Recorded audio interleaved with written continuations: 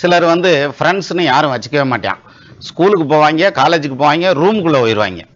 அதுக்கப்புறம் computer, tab, cellphone இதை எடுத்து கையில் வச்சு உட்காந்தான்னா அதே தான். வெளியில் போய் அவுட்டோர் கேமே விளையாட மாட்டேன். அவுட்டோர் கேம் விளையாண்டா தானே சோஷியல் லைஃப் நல்லாயிருக்கும், ஃப்ரெண்ட்ஷிப் எல்லாம் கிடைப்பாங்க. இப்போ இந்த மாதிரி இருக்கக்கூடிய ஒரு குழந்தைக்கு பின்னால் சோஷியல் லைஃப் வந்து ரொம்ப லோன்லினஸ்ஸாக போயிடும். அப்போ யாருக்கு இந்த மாதிரியான ஃப்ரெண்ட்ஸ் சர்க்கிள் நிறைய கிடைக்கும் அப்படின்னா, பொதுவாக லக்னாதிபதி லக்னத்துக்கு 4ஆம் இடத்துல இருந்தாலே அவங்களுக்கு சோஷியல் லைஃப் நல்லா இருக்கும், நிறைய ஃப்ரெண்ட்ஸ் கிடைப்பாங்க.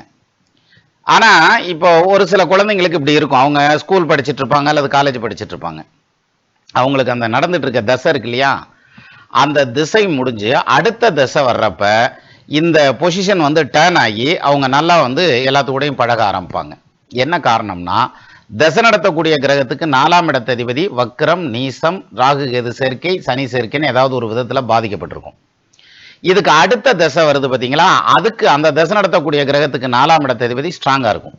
அப்போ பார்த்தீங்கன்னா இந்த நடந்துட்டு இருக்கிற தசை முடிஞ்சு அடுத்த தசை வரையில் அவங்களுடைய சோஷியல் லைஃப் வந்து இம்ப்ரூவ் ஆகும். அவங்க நல்லபடியாக செட்டில் ஆவாங்க, பாப்புலராக எல்லாத்துக்கும் தெரிஞ்ச ஃபிகராகவும் வருவாங்க.